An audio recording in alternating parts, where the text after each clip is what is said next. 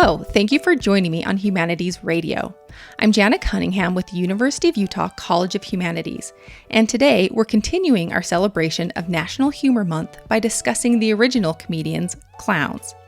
Richard Preiss, Associate Professor of English and author of Clowning and Authorship in Early Modern Theater, is with me to discuss the origins of stage clowns and their roles in William Shakespeare's plays.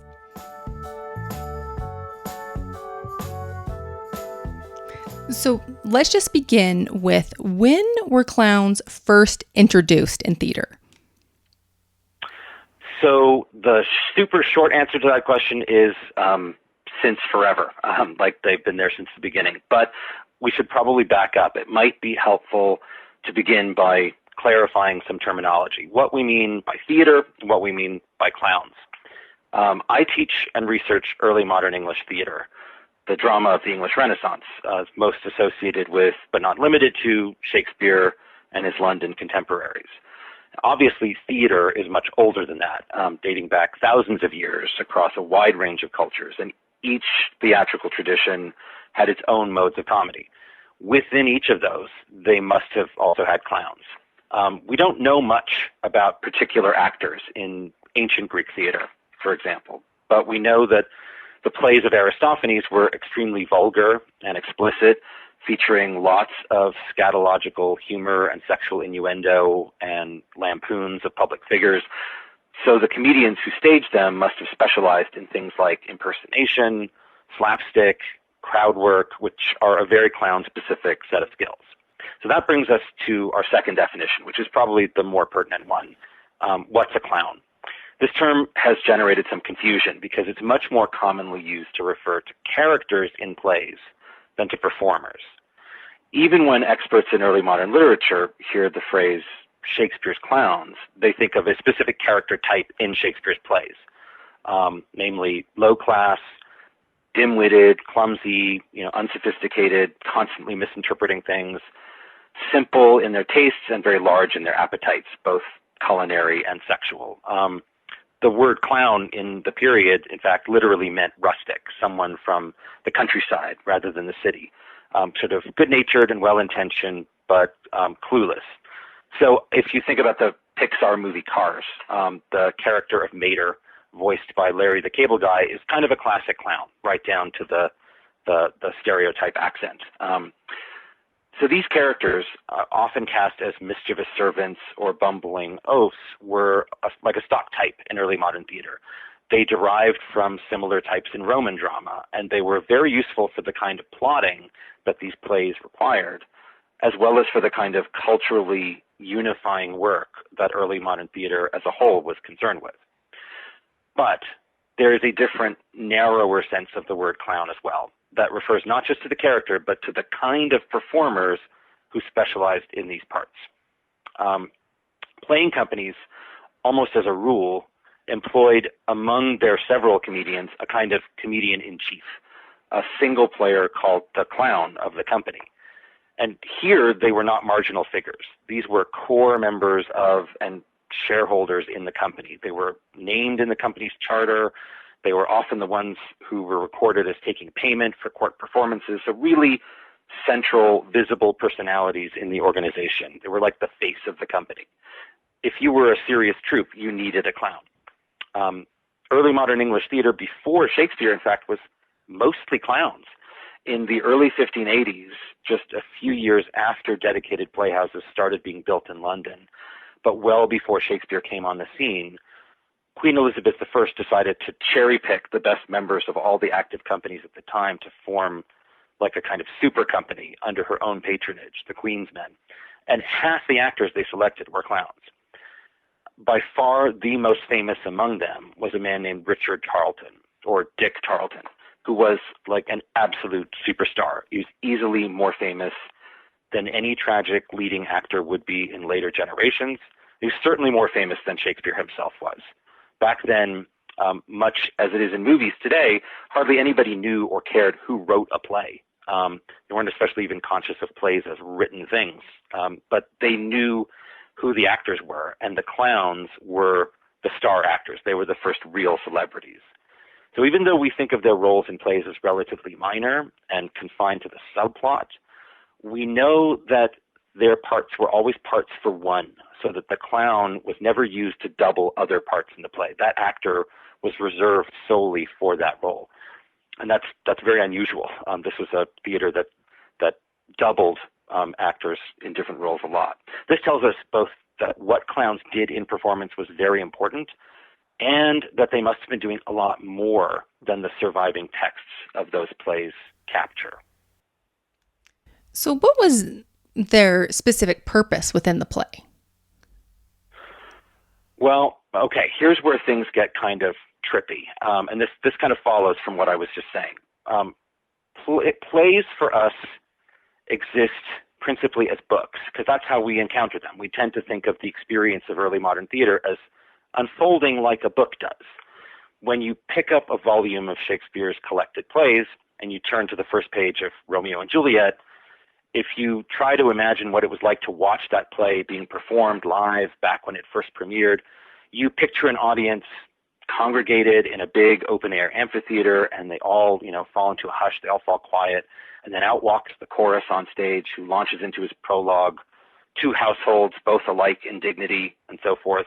And then that's it. The play is just suddenly underway, and it runs uninterrupted until the end, when the audience applauds, and then equally quietly they all shuffle out.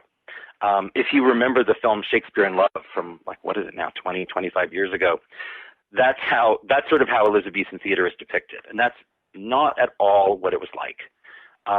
The words in our books rarely correspond to the way plays were actually performed. And neither did the experience of playgoing in early modern England reduce simply to a single text called the play. And more than any other performer, the clown was really the source of that difference. So, for starters, early modern audiences were really unlike modern ones.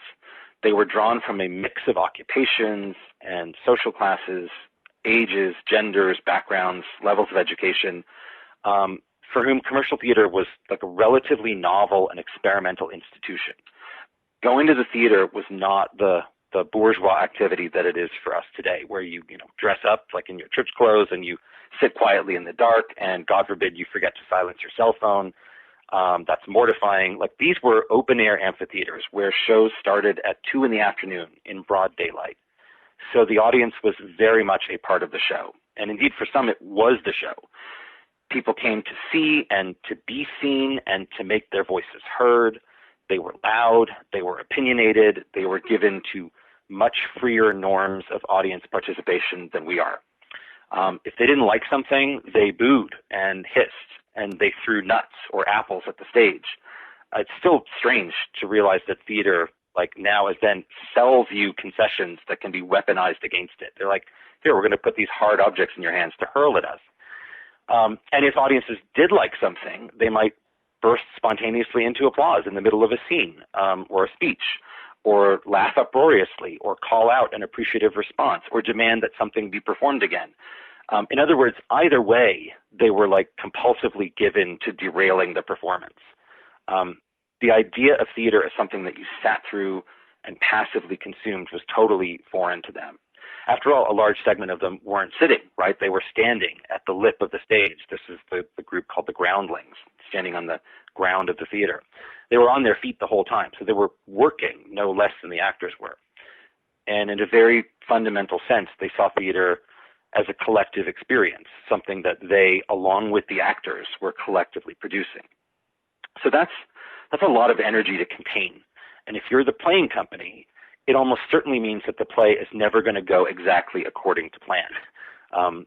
That's a good thing, actually, because as it turns out, companies were not terribly invested in the play going according to plan. These were repertory companies. They were rotating through some dozen or 15 plays over the course of any given month, at the same time as they were premiering or rolling into the repertory 1 or 2 new ones on a regular basis. All of these parts they needed to keep continuously memorized in their heads and ready to go at almost literally a moment's notice. So negotiating all of this means having really wide margins for error. Scripts that don't arrive fully finished. Sometimes you get blown lines or blown scenes or scenes that need to get added on. like on the fly when a disaster happens backstage. You have to have techniques for stalling when things are in a state of unreadiness. And so in turn, that means that you need players who are really good at improv and crowd control. So enter the clown, literally. The first thing that these unruly audiences got when the day's playing began was usually not the play at all, but a solo performer who took the stage by himself to manage the crowd. Have you ever been to the taping of a live TV show? Like whether it's a I think I've been one time, and it's a weird experience. It's really unlike the product that you watch at home. It could be a sitcom or a talk show or a game show, but TV studios employ warm-up comedians whose job is to come out and tell jokes and work the room and loosen up the crowd. They have to get people ready to laugh. So it takes a lot of behind-the-scenes work to make the product that comes out of your TV.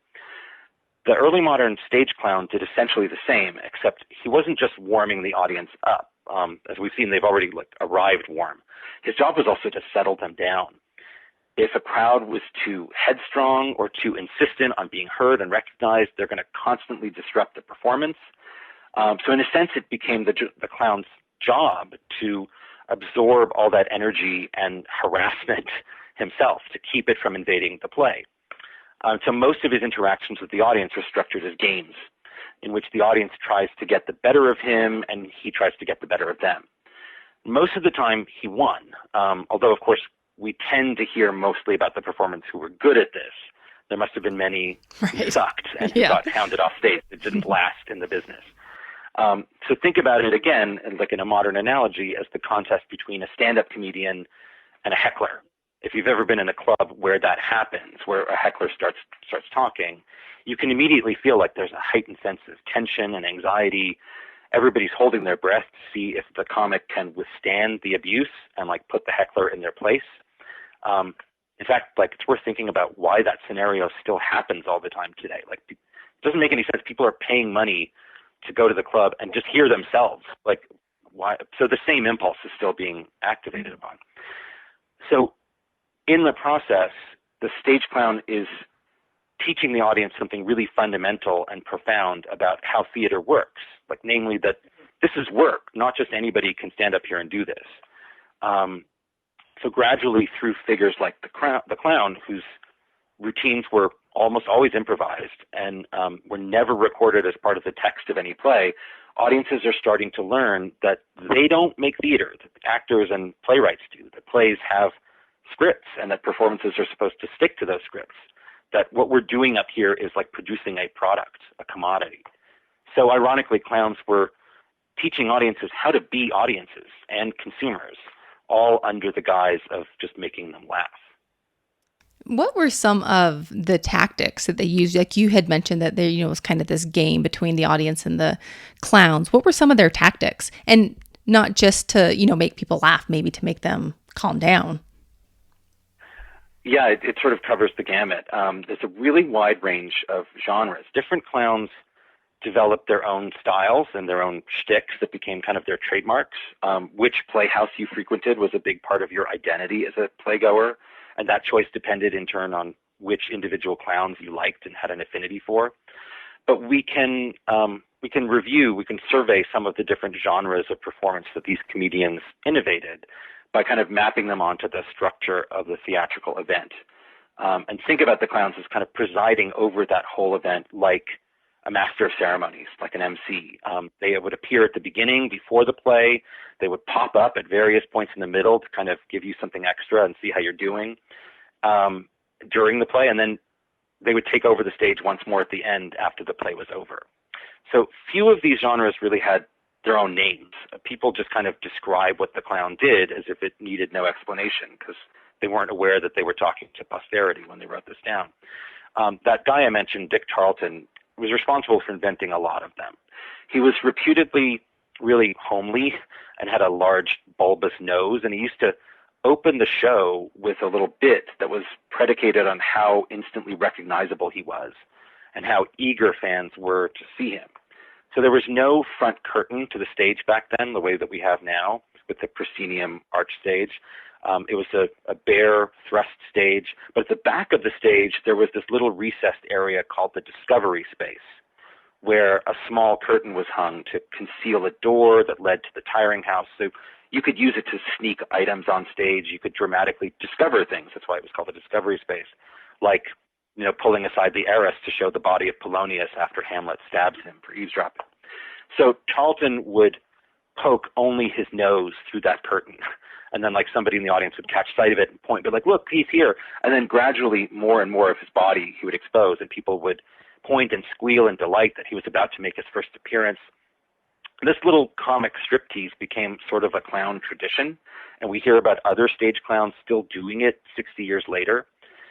So thereafter, Tarleton seems to have done a pantomime bit where he made grotesque, silly, funny faces. The crowd would yell out things for him to imitate, be a drunk, or now be a baby, and now be an animal, and they'd pick whatever animal they wanted. And he would just become that thing.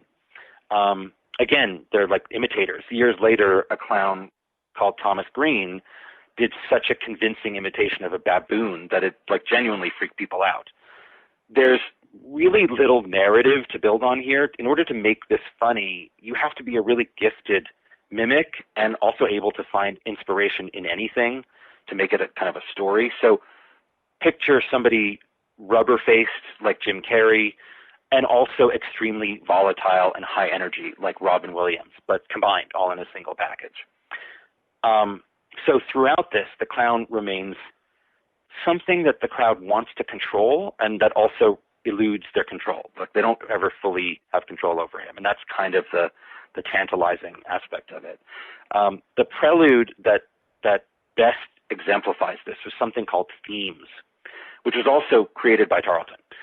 So here the audience takes turns shouting out a theme on which the clown has to rhyme extempore. So his ugliness, or the weather, or a church bell that happens to ring in the background, or his wife's infidelity. Often these themes from the audience would just take the form of rhymes themselves. So it would escalate the encounter into a kind of rhyming contest between the spectator and the clown, like a freestyle rap battle. And the object is to continuously one-up each other. The spectator's trying to stump the clown, and the retorts invariably devolve into really withering personal insult. We often hear about the loser in this exchange, usually the spectator, actually being shamed into departure, they just turn tail and leave the playhouse, humiliated. So a spectator will shout, "Methinks it is a thing unfit to see the gridiron turn the spit." Wait to see what Tarleton's answer will be. And Tarleton replies, "Methinks it is a thing unfit to see an ass have any wit." And everybody cracks up, and that's it. It's a pretty good comeback. You're not gonna come back from that. So there was apparently a lesser clown called William Kendall. We don't hear much about him, who's not as good at this as one needed to be. During this one performance at Bristol, which is on the border with Wales, he decided it'd be a really smart idea to make fun of the Welsh and to call them all cuckolds, whereupon a man in the crowd cried out, "The horn," the cuckold's horn, "the horn becomes the Saxon best. I kiss thy wife, suppose the rest." And Kendall, we're told in the punchline to this joke, was put to silence. So damn, how do you recover from that devastating one-liner that comes from the audience? Kendall couldn't. This is a hard job. So after this point, the clown might turn up anywhere in the play, in a scripted or partially scripted or totally unscripted capacity. These comic interludes, or merriments as they were sometimes called, often existed in a very ambiguous relation to the script. We're not sure how much they were actually part of the play. Will Kemp, who was Tarleton's successor as the preeminent clown of the early modern stage, appears in a play from the early 1590s called A Knack to Know a Knave. And the title page of this quarto advertises, "With Kemp's applauded merriments of the mad men of Gotham." So there's no byline on this playbook title page to tell you who the author was, but the clown is so famous that he actually gets blurbed on the front page of the book. And yet when you open the book to find this episode, the episode itself on the page amounts to very little. At one point, we have a bunch of citizens who are gathered around because they're expecting the king to pass through their town, and they are having a debate to decide which of them will deliver a petition to the king.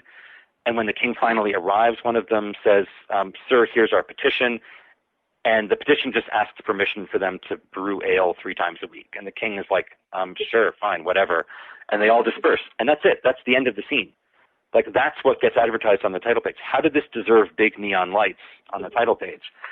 We don't really know. I mean, probably all we're seeing here is a blueprint for the scene, maybe like a framework around which the actors improvise with a lot of physical comedy that the text can't capture. But the question still remains why you would want to buy a copy of that framework only. Then again, why did anyone ever buy a playbook, which is no less an empty shell of the performance? So finally, at the end of the show is where things get really interesting. From Tarleton onward, playgoing ritually ended with the performance of a stage jig.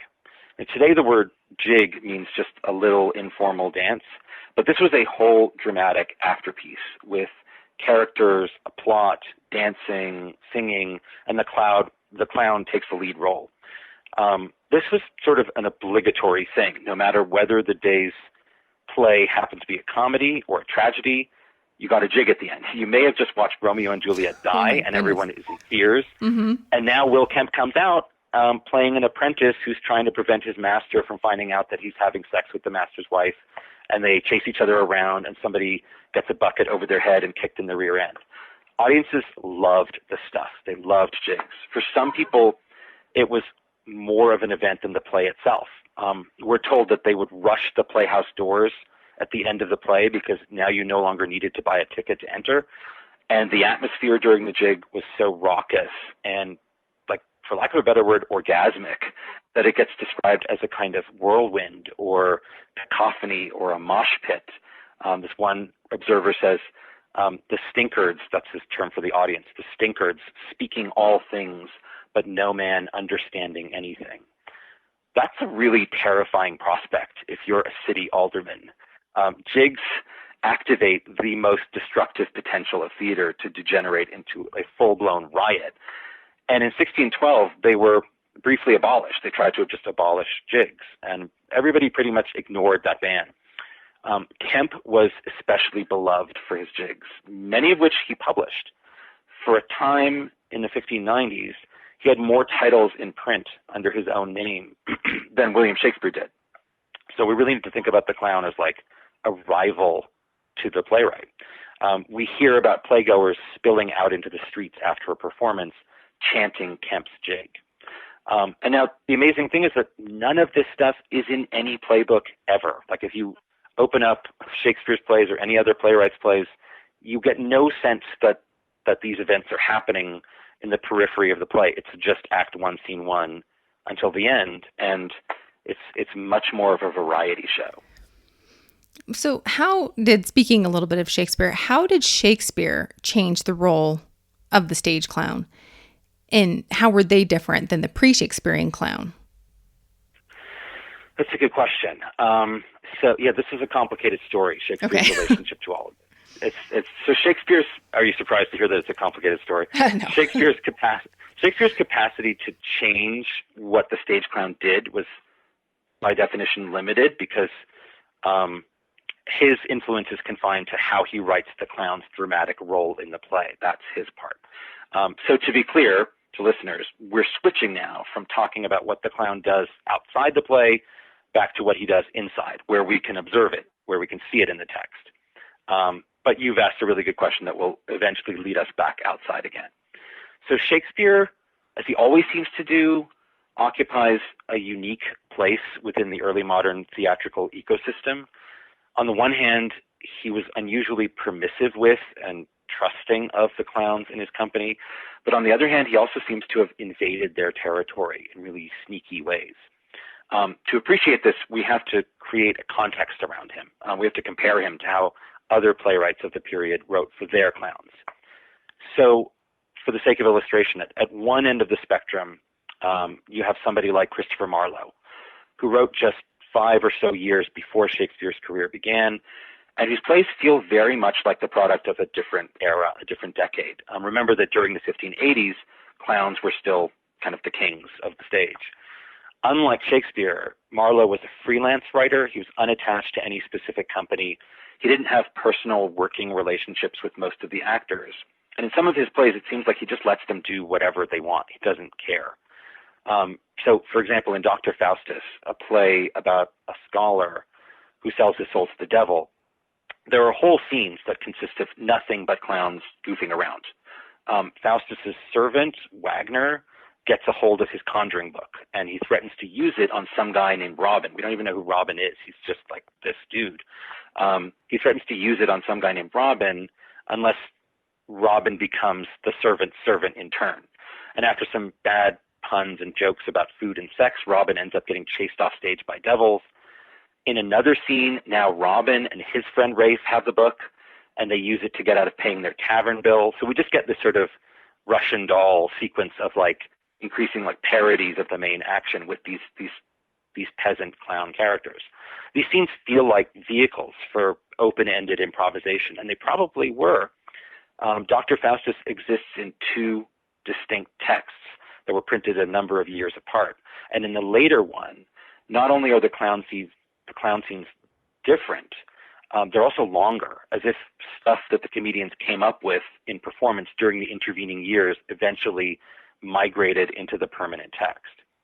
At the other end of the spectrum, you have a playwright like Ben Jonson, who's writing half a generation later than Shakespeare, who's extremely intolerant of clowns. Jonson was the first real auteur of the early modern stage, somebody who felt that the playwright should be calling all the shots and getting all the glory. And he wrote these incredibly long, meticulous plays with almost no clown characters, many of them for children's companies who had no clown performers whatsoever. And in these plays, not a syllable was allowed to be out of place. And Jonson gripes about it to no end when the actors invariably make mistakes in performance. So Shakespeare falls somewhere in between these extremes. On the one hand, he differed from both Marlowe and Jonson in not being a freelancer. He wrote more or less for only one company his whole life, the Lord Chamberlain's Men, who would later become the King's Men. And he knew these actors intimately. He knew their strengths and weaknesses as well as they did. And he seems to have been quite content to let them use their assets. It was his job, as we said, to concoct dramatic scenarios that are designed to let them exploit their own talents to the fullest. So for roughly the first half of Shakespeare's career, the company's clown was Will Kemp, who we've talked about. We've seen that he's cut very much from the Dick Tarleton mold. His persona is this blunt, down-to-earth everyman who gets into trouble anytime he's forced to grapple with learning or with big words, but who also doesn't mind being the butt of the joke sometimes. Shakespeare's parts for him are like blank canvases that allow Kemp to explore different aspects of this persona. So in The Comedy of Errors and The Taming of the Shrew, he plays servants who patiently suffer endless beatings at the hands of their masters, but who also get their own stage time to vent about it. In The Two Gentlemen of Verona, he plays a servant who gets blamed for the misdeeds of his incorrigible pet dog. And in Romeo and Juliet, he plays an illiterate servant who needs to ask strangers to read the instructions he's been given and who gets into fights with musicians. So you can see a pattern developing here. These are all really just variations on the same character, who are all in turn variations on the persona by which Kemp is already known to his audience through his jigs and through his extra dramatic activity. But Shakespeare's also opportunistic and kind of greedy. At the same time as he's recognizing the independence of the jig, he's also subtly encroaching on it. Toward the end of the 1590s, he starts leaving these little openings at the ends of his plays for the jig to grow out of it. So at the end of Love's Labour's Lost, we're left with this plot point unresolved of how Custard, the clown character, is going to win Jacquenetta's hand in marriage. At the end of Much Ado About Nothing, we're told that Dogberry, the buffoonish constable, has arrested the villain Don John. But we never see Don John punished, which we're kind of expecting to. At the end of A Midsummer Night's Dream, Bottom, the attention-hogging leader of the amateur actors that we affectionately call the Rude Mechanicals, promises Duke Theseus that they want to conclude their performance of Pyramus and Thisbe with what he calls a Bergamask dance. And all of these are almost certainly Kemp's parts, and all of these seem like setups for the jig to follow. But they also are attempting to annex the jig as like a continuation, an extension of the play. And they implicitly require Kemp to stay in character, which is a character that Shakespeare's written for him. So if you're Kemp, do you see this as a compliment? Like, I'm not sure he did. So yeah, that's I think that probably covers Shakespeare's attitude toward it. So other than Kemp, who were some of the more well-known Shakespearean clowns, and what was their specific contribution to comedy and the theater in general? Okay, well, so the next person that we have to talk about in this context is Robert Armin. Kemp left the Chamberlain's Men in 1599. Nobody knows why, but what I just told you suggests that there might have been like creative differences between Kemp and Shakespeare. I mean, it's all conjecture. It's a nice story. We'll never really know. But he kind of left on this solo career and eventually returned. He traveled for a while and he returns to London and joins a different company. Armin is a comedian who's come up with a different company and was hired to replace him. And Armin is a radically different kind of performer. Whereas Kemp established this bond with the audience in their shared lower class sensibility, their lack of pretense, Armin's persona seems to have been very distant and aloof. He was not an athletic performer like Kemp. He didn't dance or do slapstick. His specialty was vocals. He was a singer, and he was something of a ventriloquist. He was also a lot more literate and cerebral. He considered himself a student of folly in the humanist sense. He wrote a book called Fool Upon Fool, which is an anthology of jests by and unfortunately about the mentally disabled. It should be said here that Elizabethans were unapologetically cruel in their treatment of the disabled, whom they called natural fools. These people were often kept as wards in or by aristocratic households, like for entertainment, because their unpredictable, accidental witticisms surprised and delighted others. So this, together with performers, professional performers who merely pretended to be mentally disabled, artificial fools, this is sort of the origin of that other strain that's in the background here, the figure of the court jester or the fool. So instead of jigs, Armin made the game of themes that we mentioned earlier with Tarleton. He made the themes like his post-show signature.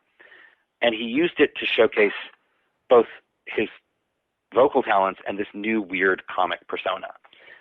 He published these routines too, so we can actually read what they were like, and they're very difficult to reconstruct. Unlike in the jest books that record Tarleton's themes, that's where most of that material resides. Just in joke books, people telling anecdotes about funny stuff that Tarleton said. Unlike in those jest books where it's really clear like what the structure of the exchange with the audience is. It's clear when the clown is talking and then when the audience is responding. Armin doesn't differentiate his voice from the crowds. Sometimes it seems like different spectators are responding to each other, and sometimes it seems like they're the only ones talking, and Armin's not talking at all. And it's entirely possible, in fact, that the reverse is true, that all of the voices are Armin's, and that in this version of themes, the audience never got to talk. He just kind of performed them in a virtuosic, polyphonic display that must have been at once like charming and fascinating and also kind of bizarre. Sort of like an Andy Kaufman routine, where he'll start off in an accent and then unexpectedly drop it. Or he'll start crying as if he's having a breakdown and then turn his sobs into music. And you never know like what's real and what's part of the act. Armin was very avant-garde in the same way. He was always tempting you with the possibility that his folly was natural rather than artificial. So Shakespeare had a new comedian to work with now. This sort of takes us back to the story of the collaboration between playwright and actor. So once again, he used the resources that were at his disposal. Armin forms the bright dividing line in Shakespeare's plays between the clowns of the earlier plays, which are designed for Kemp, and we've covered some of those already, and the fools of the later ones, which are designed for a new performer with a very different set of gifts. So in As You Like It, for example, Touchstone is literally a court jester, like that's his character. It's sort of an establishing role for this new performer to introduce him to the audience. And Feste in Twelfth Night is exactly the same. He's a kind of he's a minstrel who travels back and forth between aristocratic households. Both characters sing. Neither character fully participates in the same reality that everybody else seems to occupy. That's even truer of a later role like the Fool in King Lear. He doesn't get a name. He's just called the Fool, who speaks in riddles and for no apparent reason just disappears from the play halfway through. Nobody knows why. So although Armin could play more conventional rogues and rascals like the balladmonger and pickpocket Autolycus in The Winter's Tale, it's hard to see what audiences enjoyed about him. It's hard to see what they enjoyed about Armin. But they clearly did, as did Shakespeare, who seems to have taken quite seriously the philosophical potential of the persona that Armin developed. If you think about it, like Armin's specialty was playing multiple people at once. And Shakespeare's roles for him, like the snarling misanthrope Thersites in Troilus and Cressida, who kind of has conversations with himself, occur in plays that are likewise asking what it means for us to see ourselves as others see us, to to exist outside of our own bodies, for our self-image and our self-worth always to be a function of and bound up in the perceptions and subjectivity of others. So you're like, are you ever really yourself? Are you just seeing yourself as others see you? Are we really individuals, or are our own personalities just amalgams of everyone else we come into contact with? So here again, it becomes kind of inaccurate to call Armin Shakespeare's fool, no less than it was to call Kemp Shakespeare's clown. In both cases, it's their solo work on stage that's giving Shakespeare the ideas, so that their characters in his plays can be better described as collaborations between actor and playwright.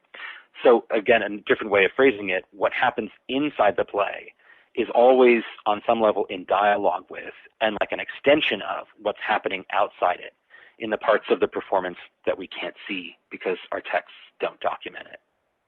So before we end, it's easy to see how these stage clowns have influenced comedy today, but I'd love to get your ideas on how some ways they have influenced modern day comedy. That's a good closing question. It's tricky. I mean, there's a big gulf of time and space separating early modern English theater 400 years ago and what we know today as the contemporary Anglophone entertainment industry. So it's hard to pinpoint an exact route by which any one specific aspect of stage clown practice survives today. I mean, after all, the London playhouses were shut permanently by order of Parliament in 1642, once the English Civil War began and it became important to the government to silence dissent. And the first thing you do is you close the theaters. And the theaters stayed shut for a generation, such that when they reopened in 1660, a lot of the institutional culture of pre-Civil War theater was just gone. It was just lost. Very few former actors were still in the business to remember how things were done, and the audiences for which they performed had different needs. No one built huge open-air amphitheaters anymore. The new theaters were all relatively small, enclosed spaces, seating perhaps 500 or 600 spectators at a time, rather than several thousand, which is what you had with the Elizabethan amphitheaters. So the composition and the dynamics of audiences were different. Theater is now a more exclusive and upscale affair. And so the custom of having clowns begin and intersperse and end performances just sort of drops away. And for the first few years of theatrical performance during the Restoration, most of the plays being performed were revivals of pre-war drama. I mean, it takes a while for people to start writing new plays. The audience knew these plays first and foremost, as their Elizabethan counterparts did not, as texts. Like that was how they knew them as books, just as we do. And there was less of a sense of theater as a live, spontaneous collaboration between actors and audience that could end, any number of ways. So those play texts remain the primary means by which the stage clown survives today, even though, as we've seen, they preserve only the dramatic characters and they erase most of the clown's extra dramatic behavior. But also, as we've seen, those characters already preserve the extra dramatic within themselves too. But even beyond that, that doesn't mean that the influence of these generations of stage clowns altogether disappears or is extinguished. English players were renowned throughout Europe for their comedic skill, and they regularly toured the continent. There, they would have come into contact with other performers, like practitioners of the Italian commedia dell'arte, and they must have learned things from each other. Commedia gets imported into England in the late 17th century, and when that happened, it's entirely possible that English audiences were getting bits and pieces of their own clowning tradition filtered back to them. The Harlequinade becomes the dominant form of theatrical afterpiece. And it's really like a mashup of commedia dell'arte and the English stage jig. You get an extended slapstick vignette that's usually in pantomime, centered on like a love triangle or a sexual liaison between Harlequin, his mistress Columbine, her father Pantalone, who's usually trying to resist the match, and two new characters who emerge on the scene, Pierrot, who's Pantalone's servant, and this buffoonish antagonist who's called simply Clown.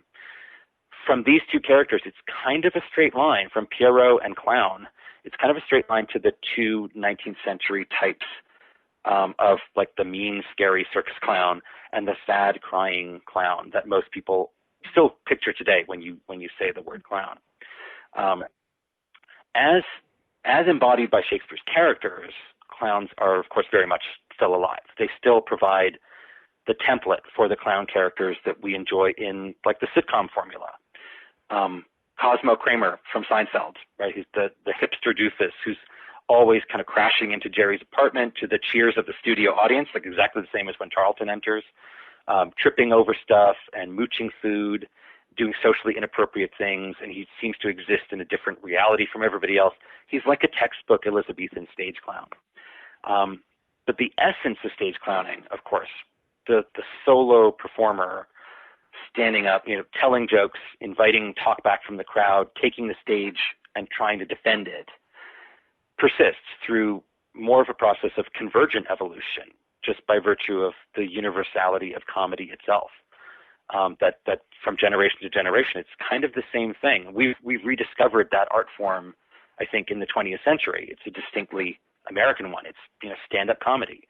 I think that has something to do with the American commitment to democracy and freedom of speech, which, even though we shouldn't confuse Elizabethan England for a democracy, it's not, those things are inherent in the social experiment that Playhouses represented. How does the individual define themselves through or against the group? How does a gathering of individuals become a group, become an audience, and improvise for themselves a collective experience? Theater is like a laboratory for figuring out what different forms of social organization are possible. And society, like theater, is at some level always an improvisation. It's a form that we're making up as we go along. And that is an inherently risky, dangerous exercise in which to participate. That was Richard Preiss, Associate Professor of English. For more information about the University of Utah College of Humanities, please visit humanities.utah.edu.